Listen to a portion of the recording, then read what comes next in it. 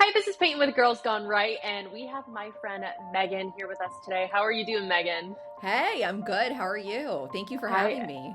I am good. So Megan has actually been on Girls Gone Right, maybe like once or twice. We've done a few episodes, and the last one was on conspiracy theories. So you have a background doing Popspiracy from Yes. it was a Spotify podcast. Tell us a little bit about that.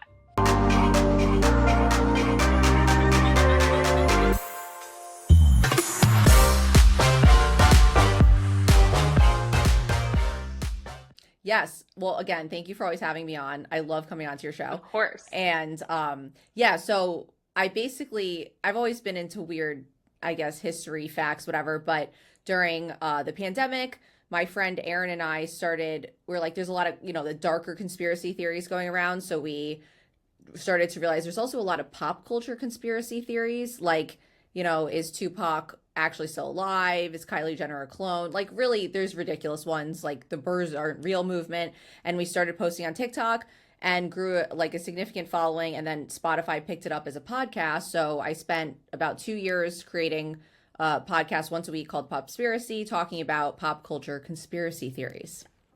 Yeah, and it So, was fascinating. I love hearing the outlandish conspiracy theories because whether or not they're true or not, it just engages really good conversation, especially the comment section. Like I feel like Reddit is the breeding ground for crazy conspiracies, and I love to just see them, and then I love the comment section because oh, the people go off. comments, they're the best. And especially because we started on TikTok, the comments on those were wild. The account's still Mhm. up. It's under It's Conspiracy Seriously if you do want to check it out. We haven't posted it in like a year. But yeah, the comments, because people really believe them and they get really angry if you don't agree with the conspiracy or you try to debunk it, like they're going to come for you. And it Yep. says something kind of about like us as a society that we're that fixated with conspiracy theories, but there is something really fascinating about them. Yeah, I believe it was you that told me that FBI actually coined the conspiracy theories to distract people. Yes, exactly. That's funny you remember that. I forgot about Yeah. that. Yeah, no, they did. And there's just weird stuff too. I mean, even politically speaking, that, you know, I know you and I probably don't like really fully trust the government, and I'm assuming Yeah. most listeners don't. But there's just weird stuff like the Montauk Project, where they did like telepathy experimentation on people, the Philadelphia Project, where Whoa. they tried to like teleport our Navy crew. Like they've just been doing sketchy stuff for a really Wow. long time. So it kind of really, the more I dug into it, it really solidified the beliefs I had already had about the government. Yeah, and especially like three-letter organizations, like that Yes. is a rabbit hole of just like, is it even a conspiracy or like what's true or not? I feel like it's like a fine line. There's some things where it's like, okay, that's kind of outlandish. Who knows? But I Yep. think there's kind of truth to every one of them, and it's like the sentiment behind it. Like, what doesn't the government want you knowing or doing A for hundred some percent. certain reason? For sure. And I also think they put stuff out, this gets thrown around a lot, but they do, like, for misinformation or Hmm. disinformation, and they'll put stuff out that is like slightly a little bit off. But the basis of it really could be real, and that's what confuses people. So that whole thing, there's a lot of wormholes you could go down. Yeah, yeah, so many, and like that is just a conversation for another time. But we want to talk about your book today. So it is called The Punchlines to Profit. Is that correct? Yeah, just punchlines to Okay. profit. And yeah, thank you so much for bringing that up. Yeah. So Yeah. So tell us a little bit about your book and why you decided to write this book.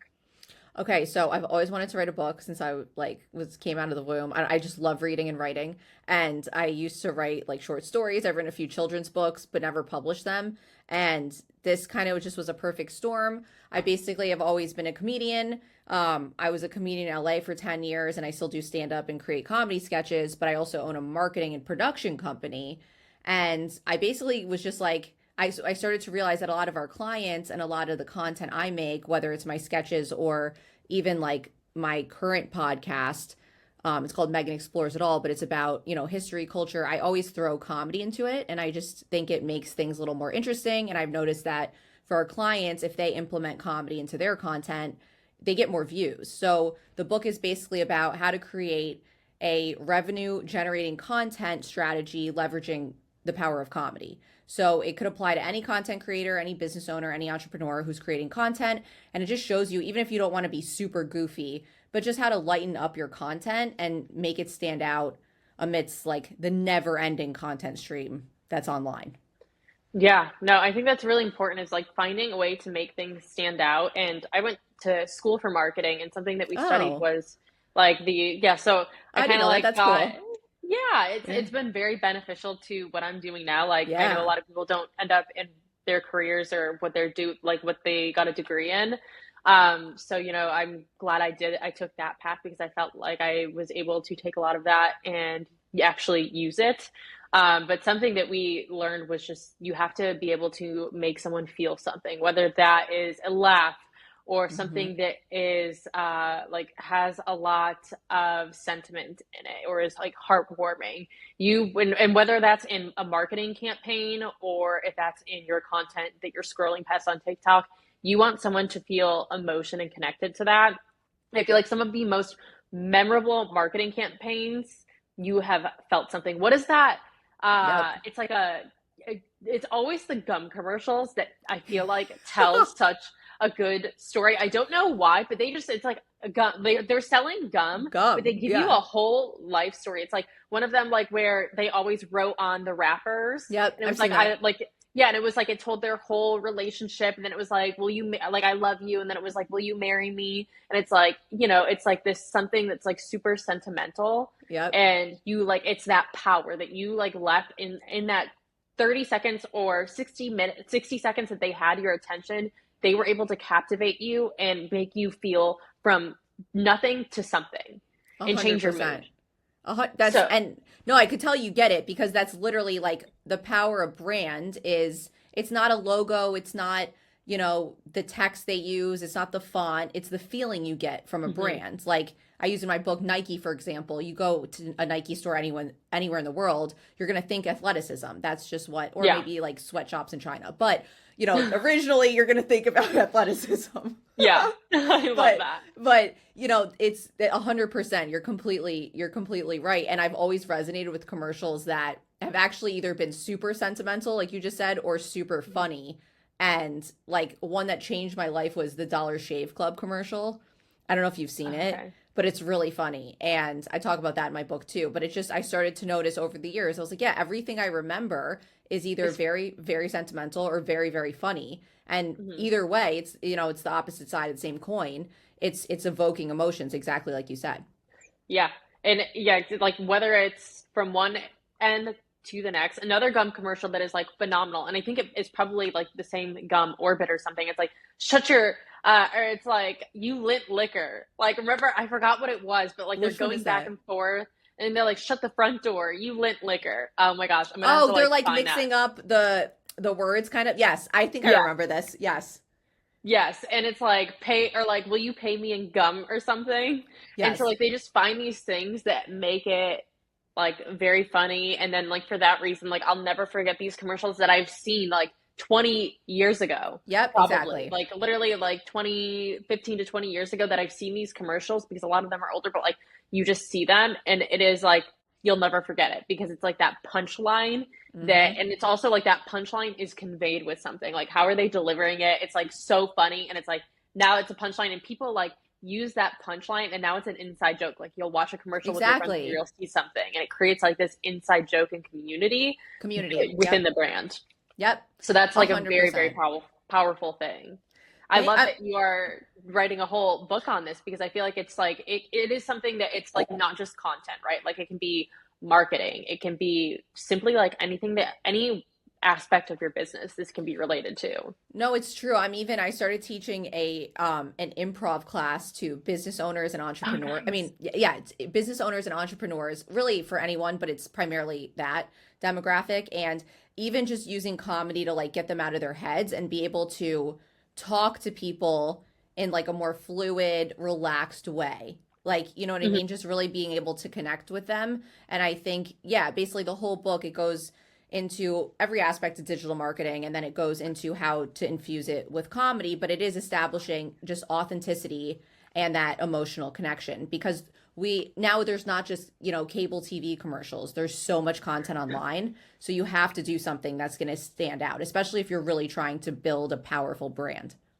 Yeah, yeah, and I 100% agree. Like I don't, no one watches like cable TV anymore. It's No, very rare that people even have my cable. parents So don't even. Yeah, yeah, my parents don't have cable. Like I think it's just like it's kind of done with. So the commercials that you're seeing is a lot of user generated yep. content. Like a lot of people are just doing promotions within people on social media because that's where everyone's eyes are. So Hmm. and a lot of the campaigns that I'm seeing are already integrated in social media. Like I don't have to like go on TV to see something.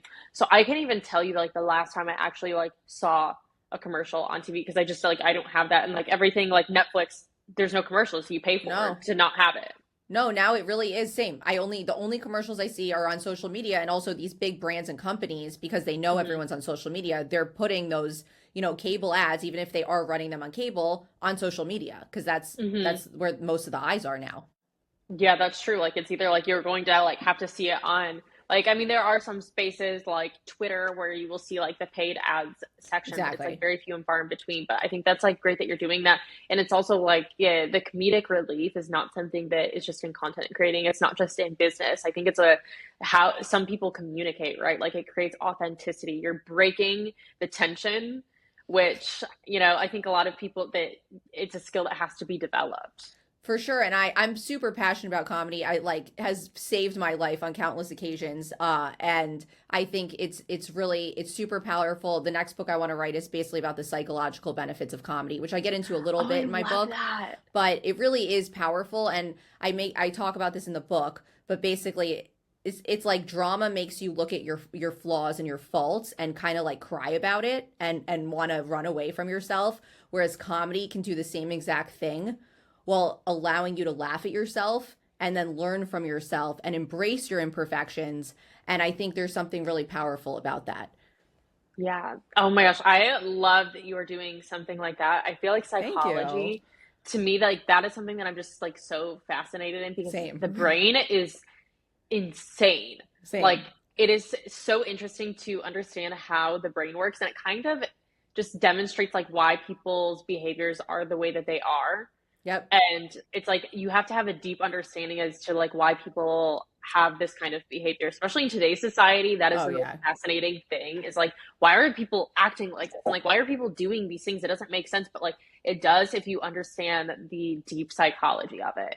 And I think like especially nowadays we need more humor. Like not everything has to be an advocacy movement and make some sort of like change in the world. Like I feel like everyone has a very serious tone and Yes. everything is everyone is offended by something. Everyone is a victim. And it's like, no, it's okay to just laugh. And like I make some jokes. Like I like to poke fun at things and like it offends people. I'm like, we don't have to be offended though. Like No. that's the thing. No, and that's another big reason I wrote this is because I did stand up for 10 years and I do it still now, but there was a period starting probably 2018 through 2019 and especially after that I really started feeling like the tide was changing and I for the first time in my life started getting worried about what I was saying and I usually Hmm. don't at all. I never thought about it. And I started to censor myself when I was doing stand up and improv and I was also in LA, so that's like a whole other thing. But yeah, no, I do think I wrote it because I think people do need to take themselves less seriously right now and actually just embrace the fact that yes, you still can be funny, you can crack jokes, exactly like you said. You don't need to, get offended by everything. And if people are going to get offended, they're going to get offended. It's fine. But I think Hmm. comedians, it's important to like stay, kind of like stand your ground and say like, no, we're comedians. Like the court jesters were the only ones who'd be able to get to the king and not be killed because they were making jokes. So Hmm. I think it's important to just not back down on that and still embrace comedy and have a sense of humor. Yeah, yeah, I completely agree. I feel like the some comedians just feel like they have to shift their jokes because they don't want to hurt people's feelings. They're like, ooh, like Yep. I don't know if I can say this in a room full of people. You never know how they're going to react, but it's like you have to be authentic, and like Mm-hmm. that is your brand. If you're constantly changing for your audience, what is your brand? That is Exactly. very confusing. Like you can't just keep changing. Like you, I mean, essentially, like you have to listen to your market in like an overall business to some extent, but if you are constantly like if you're fluid, no one knows that they can trust you because they don't know what kind of brand you're going to be next week. 100%. You have to stand for something. And you sent me a really great video, actually, kind of about this last night. Mhm. What was the podcast name again? It's called Think Media. Yes, which is funny because my husband, I didn't even know he listens to that podcast. Oh So my gosh, I love that. yeah, It's it was great. But it mhm. was the same concept of like, if you want to build a brand or something that really has value and impacts people, you have to believe in yourself, and you have to also just stay on your messaging. Like you can't shift it based on like what's trending or what's going viral or what people are liking in the moment. And Yeah. yeah. Yeah, especially so this Think Media, I'll link it below for you guys. But this one was Sean is the host of Think Media, and he was just explaining how to be a Christian and how to also be a content creator, or just like how to be a Christian entrepreneur. Hmm. Because I feel like it's especially in content creation because I feel like it's so demanding in the sense that what like where's your virality, what are your views, like everything is based on views. It's like a sales position, right? Like Yep. everything's commission based, everything is based on views and like your sales numbers. So it's like it feels very competitive to be in this space, and it's very hard to take time away, and it's hard to not constantly be on your phone because you feel like you're like everything is a missed opportunity. Everything that you decide Yep. not to act on feels like a missed opportunity. It's like I can't take a month off, or like I can't take a week off and go on vacation without making content because like that's my life. Like how will I grow? And I feel like it's like such a high threshold, and it's a lot. And like I know in YouTube, like there are people like in especially like content creation, podcasting and such, people like take the month of July off because that's like said to be the Oh, slowest month I of didn't the know it was year, I believe. July. Yeah, that's like I Oh, think that's that's like the interesting. off. Yeah, it is. It's I don't know why, but I think that's like one of the might be one of the slowest months in I'm gonna YouTube. start doing that. Yeah, and it's like yeah, you have like some. I think it's Stephen Crowder takes the month of July off, or most of the month of July, or they'll like Actually, pre-record or no, something. you're right. I remember that. He does do that, but I only know him. I guess I always associate December with people taking it off because of the holidays, but I think Hmm. July's great because it's in the middle of the year, it's summer, Hmm. and you know, people are kind of traveling more and they're out doing their own thing. So I think that totally makes sense. Yeah, and I mean it's not everyone that does it, but I feel like it's just because like statistically speaking, like if you're looking at numbers, that is like a dip in the year. So that's when a lot of people are like, okay, if I'm going to take any time off, it's going to be this month. And he always like does talk about like you can't just always be posting, like you're not going to be like you actually do need to take time off, and you can't always be hustling because you're going to come back better from that time off, and like you're going Yep. to have more energy and you're going to have more drive. So it's just interesting to like hear from his perspective about like it's I don't know, content creation is just a lot, and you have to remind yourself, especially to like your values, like why am I posting this? This is something that I is like my New Year's resolution is like when I'm posting something, like I have to ask myself, why am I posting this and who am I posting this for? Yep. Because like sometimes I catch myself posting things, I'm like, I who is this for? Like I don't, if it's something on my story, like why do people need to see this? I don't know, like this is oversharing. And like Mm-hmm. to a certain extent, people feel like they have all of this privilege to my life and act like they know me. And then I'm like, oh my gosh, why do they act like they know me? They don't know me. And it's because I overshare. And like, I'm so guilty of that. And now it's like, now that it's in my head, like, I'm trying to be very cognizant of it because I catch myself posting things and I don't know who they're for. I don't know who my audience is. It's like, I just felt like the need to post, Yep. which is insane. I'm like, oh my gosh, like I have not even noticed that I've been doing that. But it's like, especially with scripture too, like, am I posting this for like, is this fulfilling my purpose? Do I need to make an announcement about this? And that was something crazy too. He's like, everyone is making announcement posts. Yep. I loved Where when you is said just the that. doing it? Yeah. And I'm like, oh my gosh, like that's insane because like we all We like all get do caught it. up in this. Oh yeah, it's Yeah. so easy. I mean, I started creating content. I'm older than you, but like I started making videos on Instagram when they first rolled out the video feature. And like there is so much content I've put out that is absolutely humiliating, especially as like a Oh, comedian same. in LA. Like I did the most outrageously embarrassing stuff, and when I look back on it, I cringe, but it's true. I think it's taken me a very long time to get to the point of like, hey, what am I doing? And what is the Yeah. intention behind it? Because it is easy. Like these social media apps feed our egos. And so you Hmm. see, there's so many times where I grab my phone and I'm like, I'm, posting a selfie or I'm doing this. And then afterwards I'm like, why Yeah. did I do that? What am I doing this for? That I do think if you can at least try to train yourself to just think like the intention behind it. And I think people fall into, and I have 100%, when you don't necessarily know what your brand is or you're shifting brands and you're Hmm. experimenting. I think that's the hardest part when you're just trying to figure it out. So there's always going to be periods of growth and change. And sometimes you will post content that's ridiculous and maybe you shouldn't have, but I think if you can just keep coming back to the intention of what you're doing. Yeah. And like your show's a great example. You're providing value, you're teaching people things, you're interviewing cool people. And so, it's not like you're just posting like thirst traps on Hmm. social media, but even then, it's like it is important to come back to that. Yeah, it's important to have that compass and remind about yourself in any business, but especially content creation because it's all these influencers are in the space, so you have to just have that moral compass. And like I have some cringy stuff on social media. I used to be a beach body coach. Like You if did you I want didn't to know see that. if you want to see embarrassing, I did MLM and I have all Oh, of I've this done them. content.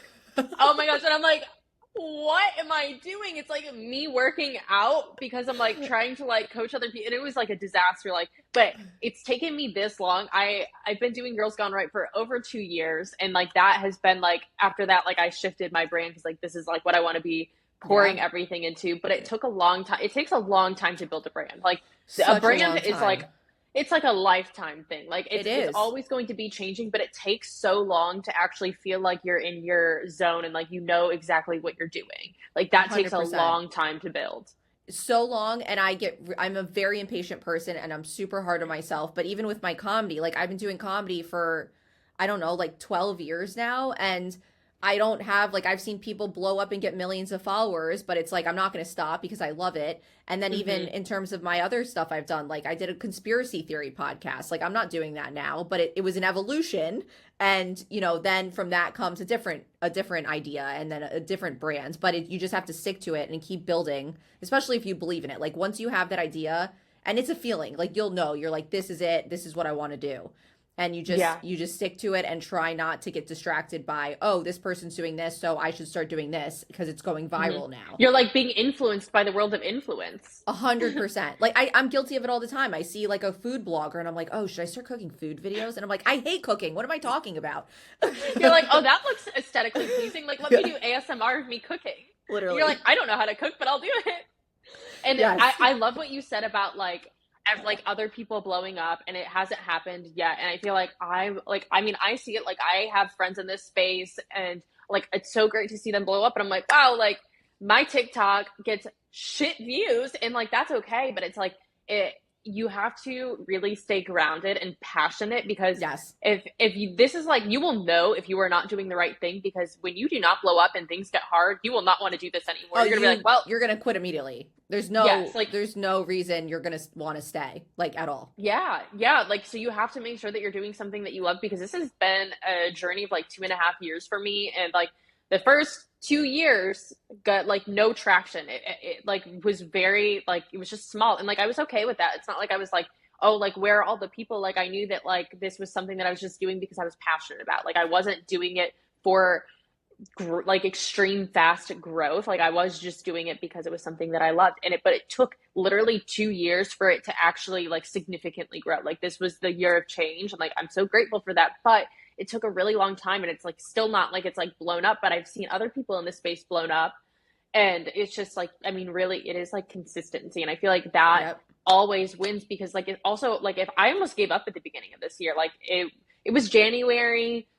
I was like going through like my career changes and like the needs and stuff. Like I'm like, I don't know if I just like have time for this anymore. Like I might just give it up. So there was a time Yep. this year, months, like a few months before I actually started seeing success, I almost quit. And so like to me, like if I didn't know what was about to come, I almost just threw in the hat and entered it. And I'm so glad that I stuck with it. But it's like you never know when that point is going to come, like where everything shifts. And you do have to just make sure that you are in the right space. If you, and like you said, like you'll know it in your heart. Like if it is something that you feel really passionate about, like I can't imagine my life without doing this. Like Exactly. it that feels like so foreign to me. And I know I feel like that probably sounds like crazy and psychopathic, like, oh No. my gosh, she can't not create content, but it's like more than that. It's like, no, this is like I have a vision. And Yeah. like I can't see my future without this because I this is what I see. 100%. And it's even when you first told me about it, like, you knew that, and even I was like, that's a fantastic idea, and you're obviously very passionate about it. So no matter, if one person blows up, life is long. Like, we have a lot of years Hmm. coming. Like, you could blow up when you're 65, literally. Like, my Yes. friend's mom is 74 years old, and she has now 400,000 followers on TikTok. She started What? posting a year and a half ago, and she is blown up. So it doesn't matter, like, if it takes you 40 years and someone else 5 years. Like, things go in Mhm. cycles, and if it is something you're passionate about and you have to do it. Like, I've taken periods off of comedy, and then I get really depressed, and I'm like, wait, Yeah. why do I want to make these dumb videos? Like, what is it about these videos that are like, and I'm like, you know what, I'm just gonna keep doing them because I love doing them. I don't care. Yeah. And if you do notice, like, it's a good litmus test. If you're like, hey, I'm gonna take a month off and see how I feel, and you will know if you're over it. Like, I promise Yeah. you, Yeah, because it's it'll like become clear. you said, it's like why do I miss making these videos? And it's like, okay, great. Like a lot of the things I get don't get, or a lot of the things that I make and post, like they don't get that many views.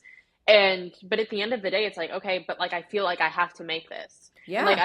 I can't describe it. Like it's like something is calling me to do this. Well, it's also, I mean, I've taken every acting and art class and whatever, and I talk about this in my book a little, but I mean, at the end of the day, you kind of just sound like an artist, and that you have that impulse of creation. And I think there's something really like divine about it. But Hmm. I mean, I've just been like that since I was a kid. Like, if I'm not creating something, I get really bad anxiety. I get a depression. Like, I have to have an outlet. And his name's Rick Rubin. And he coaches, he's actually the head of Def Jam Records, which is funny because he's just like this long-haired white dude who's like, yeah, he's a character, but he talks about this, and he's like, there's a spiritual element of creating, and that if you're called to do that, your soul is literally telling you, I have to keep creating something. And when it's in line with your vision, it becomes super powerful. So, and it's Wow. past the point of creating for other people. You're creating for yourself, and you're creating because, like you said, you're called to create. And I Hmm. think if you feel that really strongly, you're never going to stop. And I think it's like you have like an artist soul. Like, that's how I look at it. You constantly want to make something.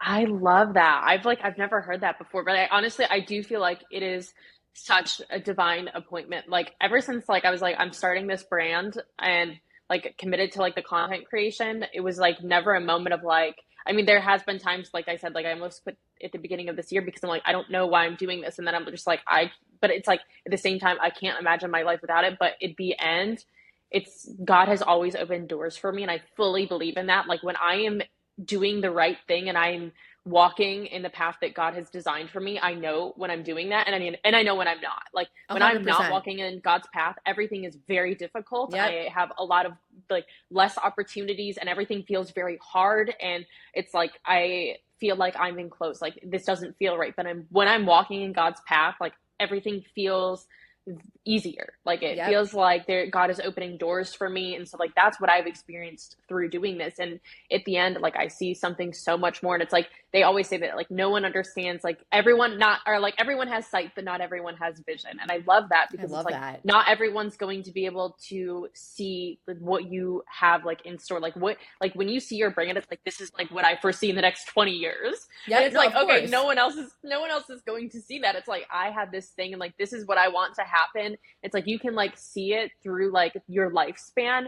And like to me, it's like this is like something that I'm not just like making money. Like this is not extremely profitable, but it's like something that what I see is like it's like the long term thing. Like right, like I want to do this forever and I want to create a legacy. Like I want to create something way bigger than me. So Yep. that way, like when I'm no longer able to do this, like I want to leave something. And Yep. it's like whatever you're doing, like you have to like commit and marry the idea that this is going to be a legacy and this is going to be something more. And like that's where like that's what passion makes. If you're not passionate, like I'm sure you can go start a business and it be successful for a little bit, and then when things get hard and it feels like you're rolling a ball uphill, you might feel more inclined to quit. But like when you're really passionate about something, quitting is not an option.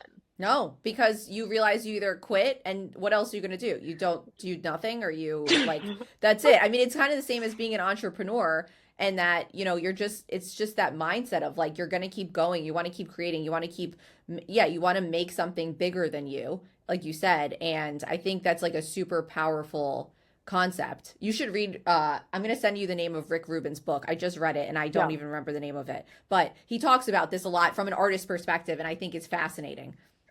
Yeah, definitely. I send that to me because I would love to read that. That is just like so fascinating. I love talking about this stuff because I feel Oh, like me other people too. see it and it's great to like connect with other creators and like hear their thoughts. But have you ever like had a point in, I mean, you had a podcast before this. Have you ever had a point where you were just like, I think I'm just gonna do something else? Oh yeah. I mean, I was in Hollywood for 10 years acting and writing and doing stand up and comedy and it's hard. Like it's a struggle and I mean, I'm still doing it, but there's so many points where I'm like I don't want to keep doing this. And I've just kept going like you said because it's like I get depressed if I don't. At the end of the day, I just want to do it. But in terms of other things like yeah, I started a conspiracy theory podcast and our contract ended with Spotify. It was actually part of their like live streaming that they basically completely like outspent themselves. So they stopped the live streaming and you get to a point where I started to kind of do it on my own, the conspiracy theories, and I was like, I don't know, this isn't right for me. But it's really hard to recognize that, hey, this isn't working and this isn't necessarily in line with what I'm doing. And so I'm going to shift. And that's happened to me multiple times, not just with art, but also even in business. And my dad and my grandpa, they're both like serial entrepreneurs. So I grew up hearing this nonstop is like, if it's okay to pivot, it's okay to be unsure and change your mind and do something else. And it's scary. It's very scary when Hmm. that happens. And you feel alone and you feel unsure. And there's that period of like stress and anxiety. And but you pivot and you just keep going. And so it happened even now, like this new podcast I started. It's been a year of me trying to figure out what I want to do. Like, I was gonna maybe partner with someone else, and then I've gone back and forth, and it's just been a lot of this, like, I don't know what I'm doing. And then if you just keep chugging away and you realize, like, okay, I'm shifting and I'm in this phase of not knowing, and that's okay. And then you pivot and you create something else. But if you're a creator, you're a creator. That's it. Like, I think that you will come up with some other topic if that's not it. And there's a lot of trial and error in being a creator. So yeah, I've definitely had those periods and I know they're stressful and they're scary, but if you just ride it out and realize, I mean, it's kind of a metaphor for life. Like life is like that, you Hmm. just have to like ride the wave. And if at the end of the day, if you do want to keep creating, it's going to happen no matter Yeah. like what the topic it is. And eventually you will land on it. It's just about, and I talk about this in my book too, but you have to just keep trying. If you just stop, you're doing these mental gymnastics of, oh, what should I do? Should I do this? It's like, just do it. Like that's basically what I forced myself. I'm like, just start making this different content and just see what happens. Yeah. And then that's it. After 6 months, I'm finally like, okay, yeah, I'm gonna do this. Like, but it was six Hmm. months of me not knowing what the hell I was doing. Yeah, I love that. And I really do think that it is like with any, like you said, it's anything in life, you have to stick with it because it's also like if you really want to understand your purpose and what your Yeah. calling is, you can't give up on those things. If you have something in your heart, ignore this giant train that I live Oh, by. I live near a If train you hear that in the, too. That's so funny. There's a whole train that I goes love through that. my entire area and it drives me crazy sometimes. I thought that was Oh, mine. I thought that was my train. I'm like, no, this is my train. I It's love that. so funny. Yeah, no, it's the same shit. It's Oh, it's horribly, horribly loud. Like, and it comes like once a day, but then, who knows? It depends how hard oh, Pete mine's way more Buttigieg than is that. working. So sometimes Yeah. I'm like, I can't. It drives me crazy. But Oh it's my like gosh. it's the whole area I live in, so I can't really escape it. Yeah, and it's like that dang transportation. But I think it's like with anything that in life, like if you really want to know your purpose and like you have everyone, I feel like has like something in their heart of like, oh my gosh, I really want to do that. But a lot of people are scared to actually just do it. Yes. Like they don't want to leave their comfortability. But it's like also to me in my head, what I think about is what if I would have not taken that opportunity, like I would fear not knowing. Like I would rather go Exactly. out and do something and fail and be like, well, well, it didn't work out, but at least, you can always go back. Like if you end up like going out and doing something and stepping out into a dream and you fail, there's always like something else that you can do. Like sure, you can go work a normal 8 to 5. If it doesn't work out, you can find something. You'll figure it out. But to me, like I would rather just try and know and fail and know that that door is closed versus live like in 40 years living my life and being like, dang, like I really wanted to start a podcast, but I never did. And I've worked in insurance Exactly. for 50 years, but never, I wish I took the opportunity because, like, who knows? But, like, I don't know. I just feel like it's like something that you have to live with is not like knowing that you didn't try something and like you never know what's going to work out. And I feel like the best entrepreneurs are the ones that are just so passionate and Yep, like we've talked about like the ones that quitting is not an or failing and quitting is not an answer. Like you are going to exactly. fail in your career. Like there are going to be points like where you're going to fail, but it's like that doesn't mean you're going to quit. Like just because you fail does not mean that you're a failure. I think failures make you a better entrepreneur. They make you better in 100%. everything that you do. So, what has been your biggest failure? And I'll share mine. It's a great question. I mean, I've started like e-commerce brands that have just Mhm. totally bombed. Like I have I don't know how many boxes in our closet of like product that just didn't sell. Yeah. I've I mean, I've bombed badly doing stand up where like I'm crying for weeks on end. Oh my Like yeah, no, like bad. I've made movies that I thought were gonna blow up and they went nowhere. I've auditioned for something that I thought I was 100% gonna get and absolutely did not. I mean, probably the biggest fails would be I'm not really deterred by failing because I like a sick part of me kind of likes it. Like Yes, I was I just gonna say the I same thing. I'm like, I gotta enjoy it. yeah, no, like I mean really the most brutal thing ever was stand up is failing at that. Like you I mean I've been in a crowd of like there's 100 people and I am not getting any laughs and then I'm like a little tipsy and I like am completely humiliating myself beyond humiliating. Like just next level like yelling at the audience for not laughing at me, getting Oh asked my to gosh. leave like yeah, no, bad. But at the end of the day, like you're still in the arena. Like you're not That's on the side. iconic though. You're like, I You're still did it. well, yeah, and also I'm like, okay, I did that. I don't care what happens at all. Like if I can deal with that, like I don't care. Like now I'll get up and do Yeah. anything. So, Yeah. You're but like, listen, I've been through worse. oh, way worse, way worse. And I'll see friends who like they'll do a show and they'll get a couple laughs and they're just like, I'm never doing this again. I'm like, what? That's like nothing. You got to keep going. But like, yeah, I like to think of the analogy of like you're in the arena, you're doing it, Hmm. you are a player, as opposed to the majority of the populations that's watching you play. So like you're in Yeah. it. So who cares if you fail? But yeah, Yeah. if my biggest one would probably be stand up fails and Yeah. failed businesses for sure. Like our marketing company has gone through so many iterations and fails and trying to sell people stuff and making commercials that were just horrific. Like I look back and I'm like I don't can't believe we were advertising that. um Hmm. there's too many for me to tell you just one. Yeah. And it's like, I mean, I'll tell you some of my Yeah, failures. Like, oh my gosh.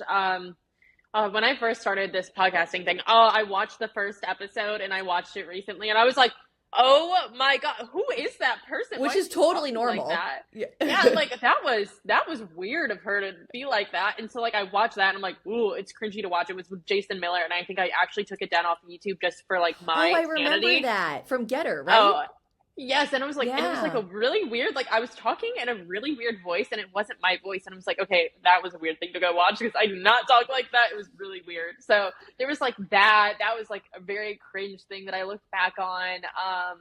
I mean, let's see, like Girls Gone, like it went through like Girls Gone Right has been through it. Like it I've was seen you change like it's completely evolved. Like I'm so impressed yeah, with I mean even like where it is now because I have seen you go through different not that any of yeah, it was you've known bad from it, my perspective, but like you had different partners, you were doing it yeah. like, you know, with different people and now like you've just made it your own thing. Yeah, you've seen it like through like its whole lifespan. And like it went through just like being an RSS feed. Like there was no video and there was no vlog. Yeah. There was no nothing like hands-on about it. So like it went through all of that. It was just an RSS feed, and then it was just like a women's group in Charlotte. So like it started off as that. Yeah. We did like the biggest failure was a conservative speed dating event that was in Charlotte. No men showed up. Like Great. men signed up and never showed up. So it was just literally girls like hoping they were gonna meet someone. No, I think it was one guy that showed up or something, and it was just a really weird event. So that was just like a total failure. And I'm like looking back, it's like all of these things, like, and I've had different business partners. Like I've had like some things bite me in my ass that have Oh, like same. really and it's like, wow, that like sucks. Like now I have to deal with all of this and like things that just like business partnerships and collaborations that did not go over well. And it's Yep. like, you have to protect your business at the end of the day, and it makes things really hard. And everything's a lesson learned. Like that's what I see in my eyes. Another freaking train, of course. It's funny, but I was gonna say Timely. mine just went by. I don't know if you heard All these it, but trains. mine just went by. Oh, Yeah. yeah.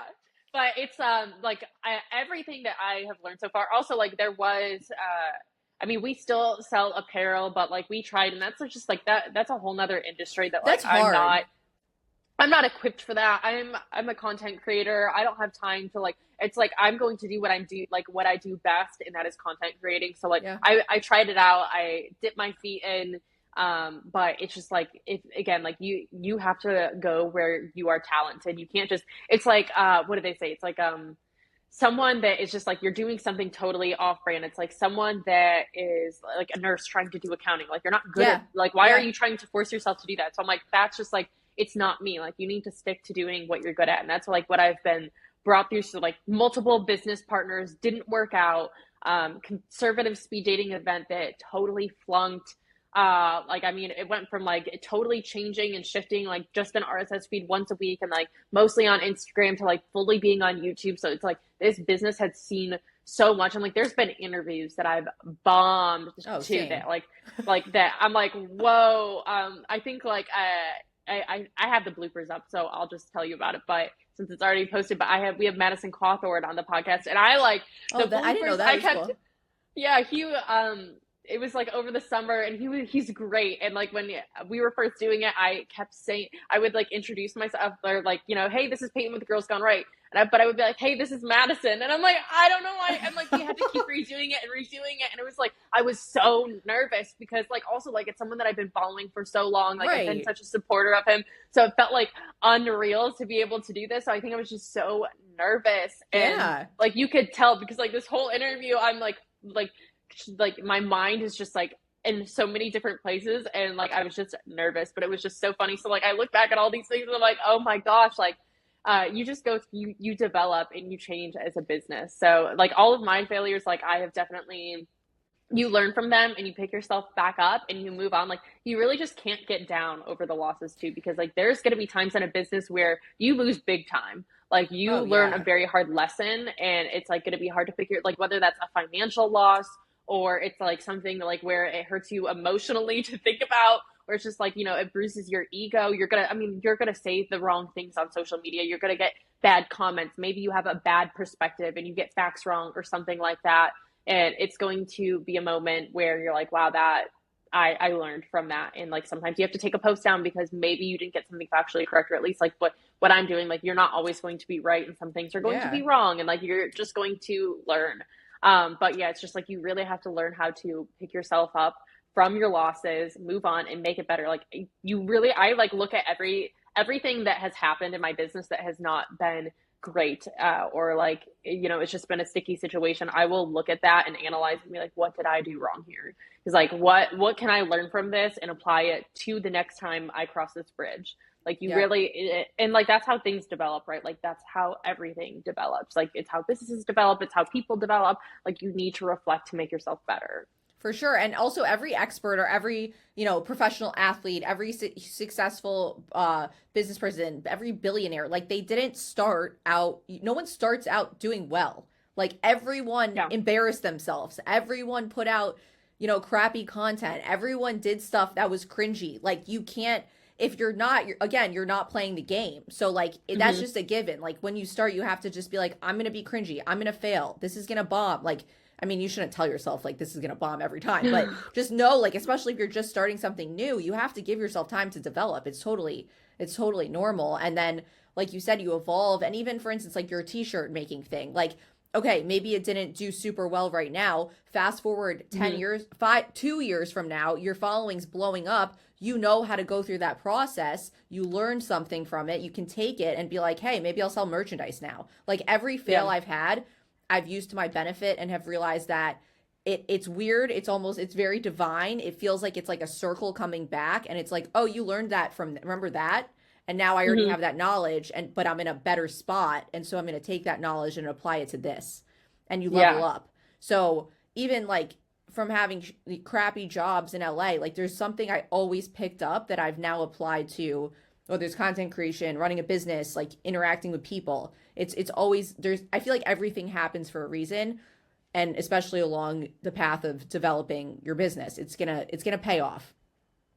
Yeah. And so I haven't told anyone this or anyone I'm listening, but me and Megan have known each other for like we met each other a couple of Yeah, years ago back in Charlotte, and it's so crazy because we were like in the content creating, political commenting or comedy circle, and we've kind of just like seen each other grow yeah, since then.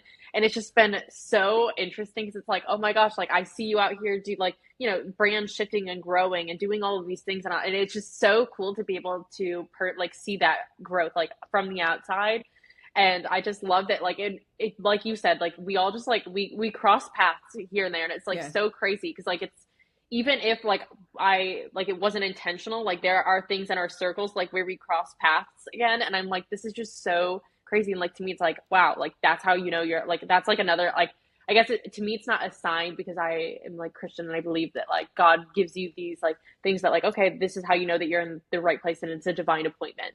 Mm-hmm. So like the way I see it is like, okay, I know that I'm in the right place because I met the right people, and like Mm-hmm. these people keep showing up in my life Yep. again and again and again. And it's like, okay, now we're like growing together and like we kind of like get to network and like, help each other. And I feel like that is like such a cool thing too, is like It meeting totally people and is. networking. Yeah. Yeah, no, and It's I'm so like crazy. so happy we met in Charlotte. I mean, I was there for such a short period of time, and it was such a weird period of my life.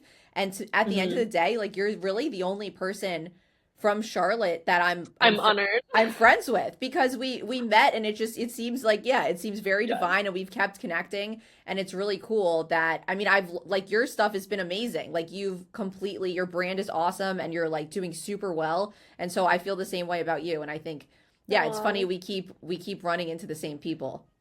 Yeah, and one last thing is Yeah. that I want to talk about is you mentioned this before, but you said that your friend's mom like is older and now she's like finally blowing up on TikTok. And so something that we heard in this podcast was sometimes like you don't hit your success until you're like Yep. until late in life. I love But that. I yeah, and he said like does it like it does it matter though? Like does it matter if you just have this short-term success while you're young, or would you prefer to be like 60 years old and blow up and hit the peak of your life and have all of your medical bills covered and Yep. like not have to worry about retirement or anything like that, and you can just look like it doesn't really matter what that timeline is. No, and that's been such a struggle for me. I'm someone who I got to Hollywood at 22, 23, and I was like, I need to win an Oscar in a year, and I'm gonna like, I just totally delusional. And I I spent basically like a decade being mad at myself of like not being successful enough and not blowing up, and like not, but at the same time I've watched people blow up but fizzle quickly. Like they get this Hmm. overnight success and it's not sustainable. I've seen it happen with a handful of people I know very well. And that's been the hardest lesson for me, is patience, and understanding that, especially when I listened to that podcast last night, it was so validating, because I was like, I really needed to hear this because it's something I've been working on. And just realizing that, again, you have your entire life ahead of you. People started businesses when they were in their 50s. KFC started KFC when he was, or Colonel Sanders started KFC when he was in his like late 60s. Like, Wow. yeah, like it doesn't matter. And if anything, it almost feels more valuable, or more um like more of a thing if you have this like long-term expansion and growth, and it's something real, it's something you put a lot of time and effort into building, and it isn't just a quick overnight thing. And I think you Yeah. develop more character that way as well. You're not getting this like rush, ego thing of like, and then I think that creates problems because you blow up quickly, you're thrust into the media, And I think it was a blessing for me because I wouldn't have been able to handle that like at all. It just wouldn't, I wouldn't have. I would have collapsed, crashed, and burned.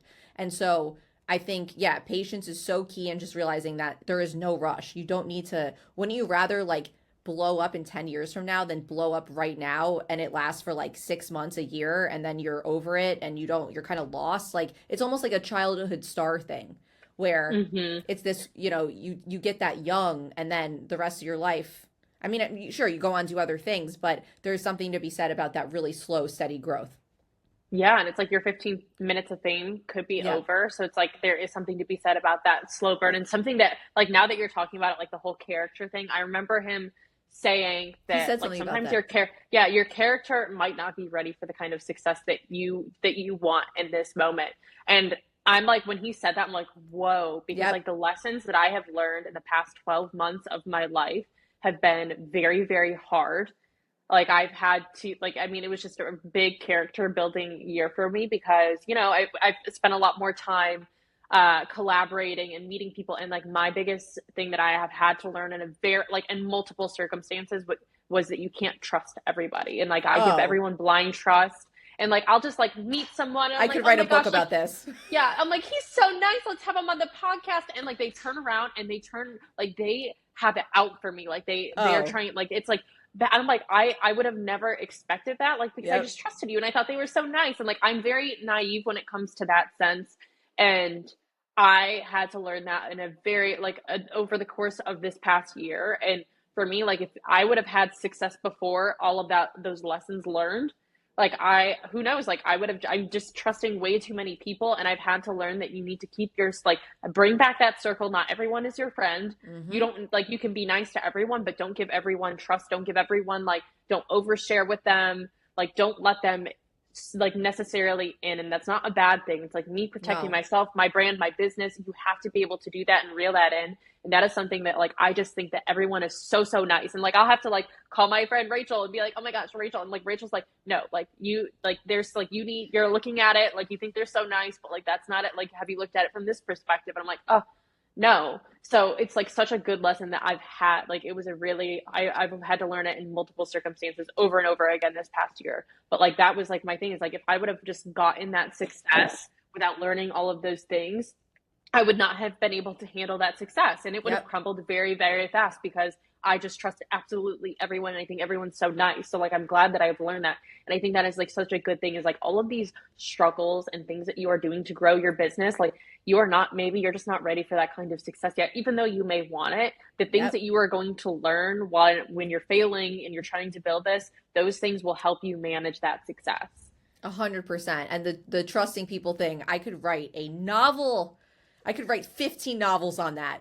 The Who amount of knew that you people. just can't trust people on the Oh, internet? I mean, my parents have always made fun of me. They're like, "You are the most like trusting, like naive, whatever." I went to Hollywood and I learned real hard and real Like quick. everyone's so nice. I have, talk about my biggest fails. It's trusting the wrong people and letting the wrong people in. And I mean, something happened a week ago with someone there. I'm like, cool. Like, why did I not see that? Why did I not like, listen to my gut? Why am I in this position again? But every time it's like, you have to learn that lesson. And people Mhm. respect you more when you do have a bit of a guard up and you value your like your time, your brand, your energy, and you can't let everyone in because people seem very nice, but especially today it seems like sadly a lot of people are, it's just they're out for themselves.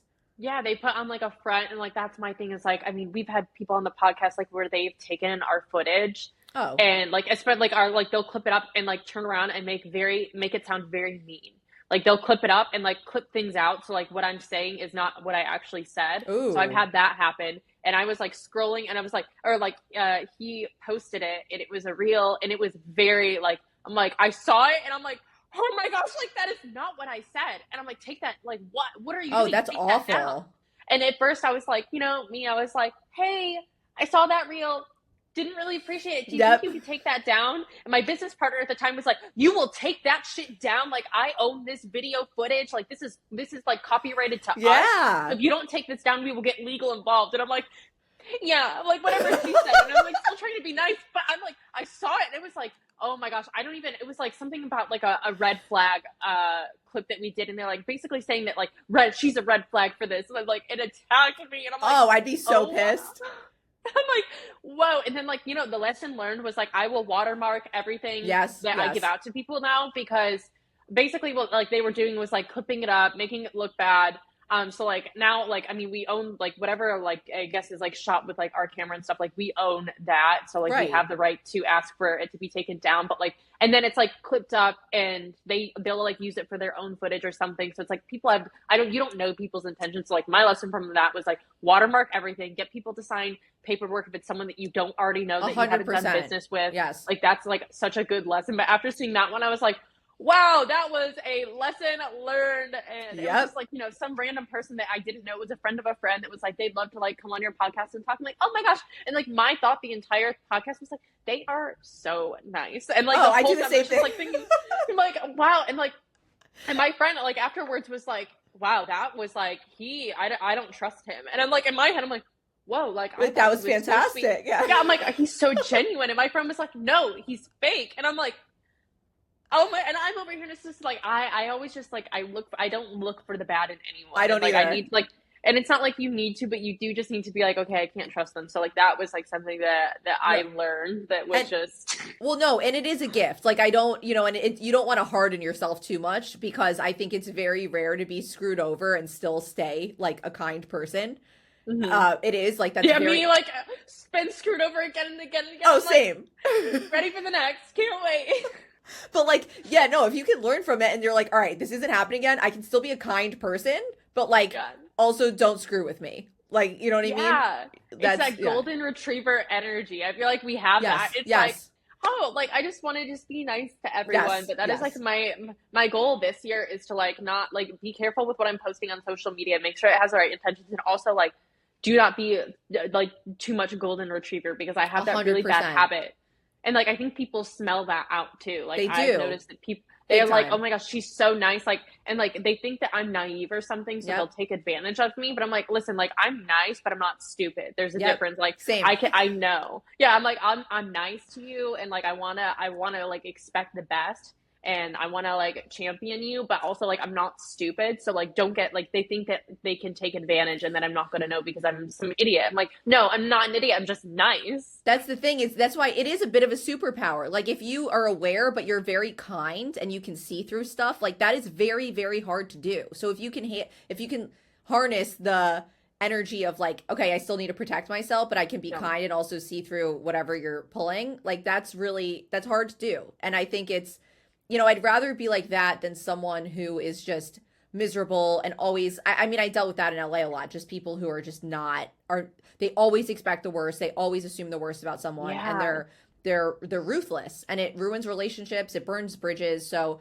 I'd rather be nice and then dial it back a little than the opposite. But yeah, I think that's also a big goal of mine too. It's been a goal of mine for like since I came out of the womb, so still working on it. Yeah, like this year, oh my gosh, yeah. Hopefully next year I'm gonna be like, wow, like no one got me this year. Yes, let's check back in.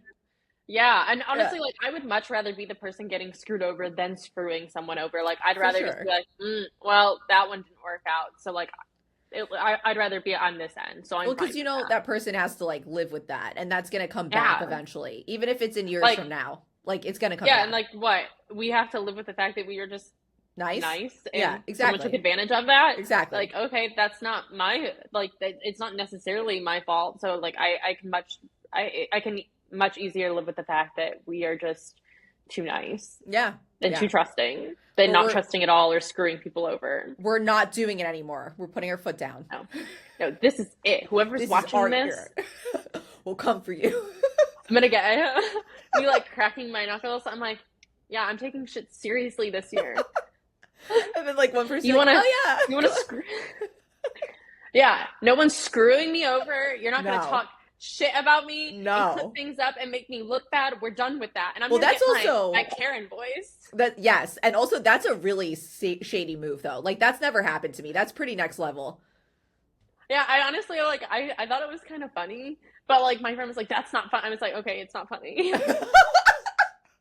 I'm like, oh no, that's really mean, but You don't like, understand how much I relate to what you're saying right now. I would one of my best friends in LA, like her and I are the same way like this, and we always call each other and like, why were we so nice? Like you're yelling at us. You're so nice. Like what is going on? And it's yeah. like yeah, no, I get it.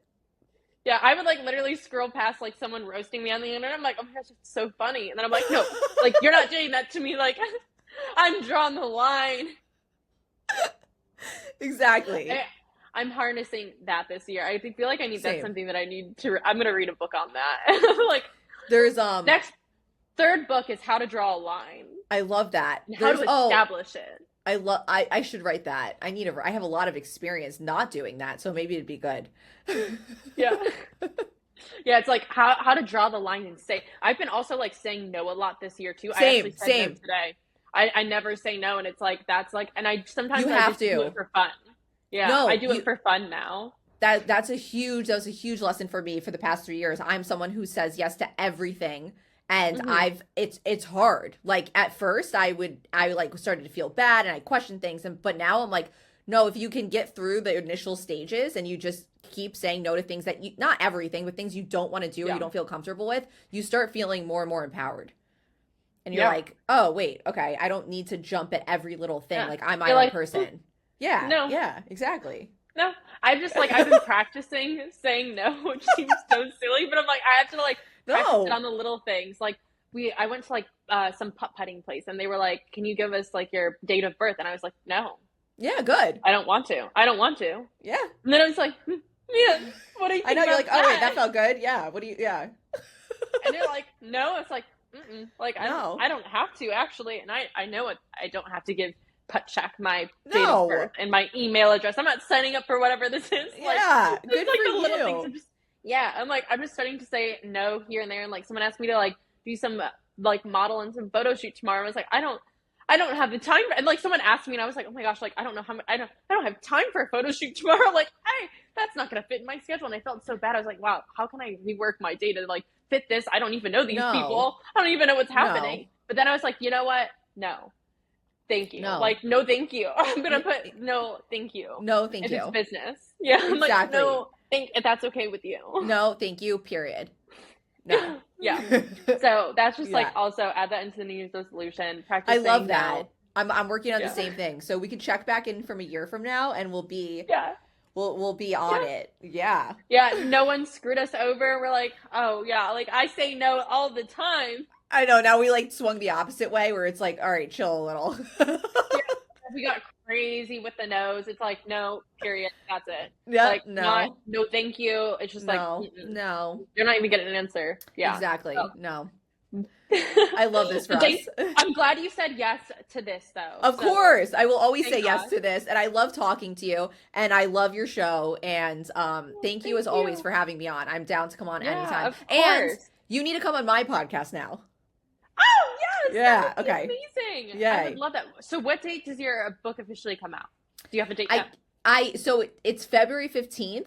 Okay. I'm just keep shifting it because I didn't even realize this at time, but you have to go through an editor and a formatter, and then you have to like get it Oh. up on Amazon and establish like the Okay. categories and all this stuff. So I've shifted a few times, but for now, tentatively February 15th, it should be up and ready to purchase.